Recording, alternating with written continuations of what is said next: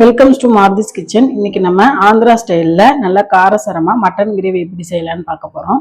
அதுக்காக நான் குக்கரில் சுத்தமான நல்லெண்ணெய் எடுத்து ஊற்றி வச்சுருக்கேன். எண்ணெய் காஞ்சதும் ஒரு துண்டு பட்டை, ஒரு ஸ்டார் பூ, 2 ஏலக்காய், சின்னதாக கடல் பாசி, ஒரு பிரியாணி இலை, ஒரு ஸ்பூன் அளவு சோம்பு இதெல்லாம் போட்டு நல்லா பொரிய விட்டுக்கோங்க. இதெல்லாம் வெடித்து வந்ததுக்கப்புறம்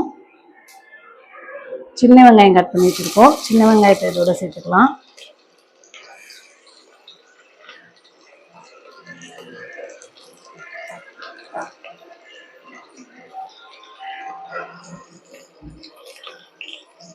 கூடவே 2 கொத்து கருவேப்பிலை சேர்த்துட்டு நல்லா வதக்கிக்கோங்க.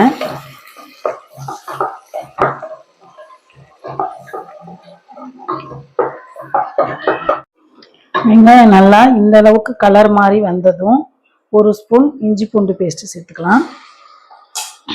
இஞ்சி பூண்டு பேஸ்டோட பச்சை வாசனை போற வரைக்கும் நல்லா வதக்கிக்கோங்க.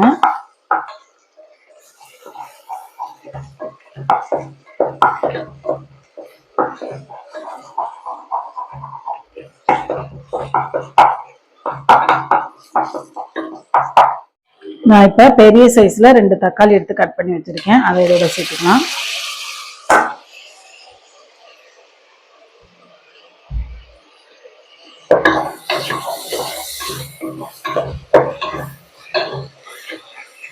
தக்காளியவும் நல்லா மசிஞ்சு வர அளவுக்கு நல்லா வதக்கி எடுத்துக்கோங்க. தக்காளி சீக்கிரமா மசிஞ்சு வர்றதுக்காக நான் கல் உப்பு சேர்த்துக்கிறேன். சேர்த்துட்டு தக்காளி நல்லா கரைஞ்சி வரணும். அந்த அளவுக்கு அடி பிடிச்சிடாம நல்லா வதக்கிக்கோங்க.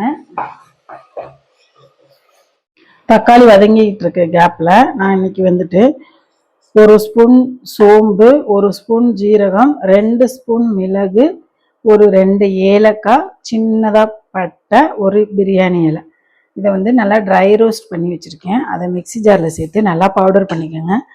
நல்லா பவுடர் ஆனதுக்கு அப்புறமா கடைசியா பூண்டு கொஞ்சம் போட்டு பல்ஸ் மோடில் எடுத்து வச்சுக்கோங்க.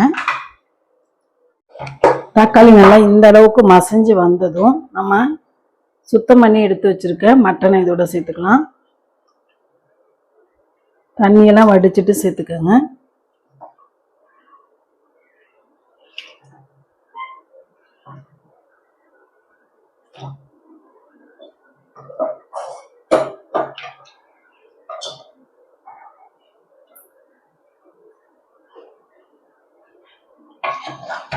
சேர்த்துட்டு கூடவே 1 ஸ்பூன் மஞ்சத்தூள் சேர்த்து தண்ணி எதுவும் சேர்க்காம இந்த எண்ணெயிலே நல்லா பிரட்டி விடுங்க. மட்டன்ல இருந்து தண்ணி வந்து விட்டு வரும். அந்த அளவுக்கு வந்துட்டு நல்லா அந்த எண்ணெயிலேயே பிரட்டி ஒரு 5 நிமிஷம் வந்து அப்படியே மூடி போட்டும் வேக வைங்க. பாருங்க, நம்ம மட்டன்ல கொஞ்சம் கூட தண்ணி சேர்க்கல. பார்த்தீங்கன்னாவே தெரியும் இவ்வளோ தண்ணி விட்டு வந்திருக்கு. இந்த ஸ்டேஜில் நம்ம மசாலாலாம் சேர்த்துக்கலாம். நான் இன்னைக்கு 2 ஸ்பூன் மல்லித்தூள் சேர்த்துக்கிறேன். நம்ம வறுத்து அரைச்சோம் இல்லையா, சீரகம், சோம்பு, பூண்டெல்லாம், அதை இதோட சேர்த்துக்கோங்க. காரத்துக்கு மிளகாய் தூள் சேர்த்துருக்கிறேன். ஆல்ரெடி நம்ம மிளகு 2 ஸ்பூன் போட்டிருக்கோம். அதுக்கு ஏற்ற மாதிரி பார்த்துட்டு எந்த அளவுக்கு காரம் வேணுமோ அந்த அளவுக்கு சேர்த்துக்கோங்க. இதெல்லாம் இந்த தண்ணியிலேயே நல்லா வதக்கி விட்டுக்கோங்க.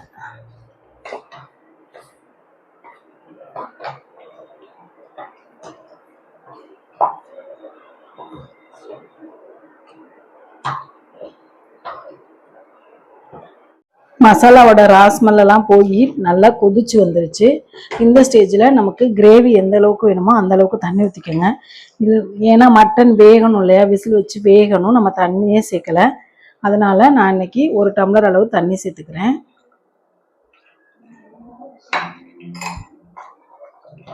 தண்ணி சேர்த்துட்டு கடைசியாக வாசனைக்காக புதினா இலை சேர்த்துக்கோங்க. கவுச்சி ஸ்மெல் இல்லாமல் இருக்கும். சேர்த்துட்டு உப்பு காரம்லாம் செக் பண்ணி பார்த்துட்டு குக்கரை மூடி எப்பொழுதும் போல் மட்டன் வேக வைப்போம் இல்லையா, 6 விசில் இல்லைன்னா 7 விசில் அந்த மாதிரி விட்டு நல்லா வேக வச்சு எடுத்துக்கலாம். 6 விசில் வந்துருச்சு. குக்கரை ஓப்பன் பண்ணி பார்க்கலாம்.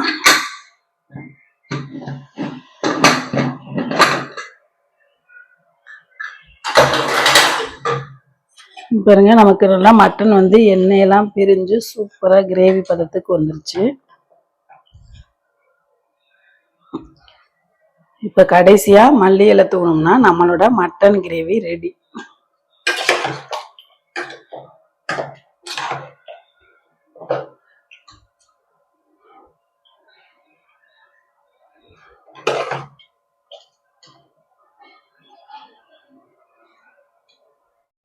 சுட சுட இட்லி, சப்பாத்தி, பூரி, சாதத்தோட இந்த மட்டன் கிரேவியை வச்சு சாப்பிட்டு பாருங்க, வேற லெவல்ல இருக்கும்.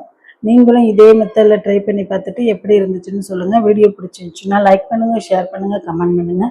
மறக்காம பெல் ஐகானை கிளிக் பண்ணிட்டு மாருதிஸ் கிச்சன் சேனலுக்கு சப்போர்ட் பண்ணுங்க. பாய். Joy to the world, the Lord is come. Let earth receive her King.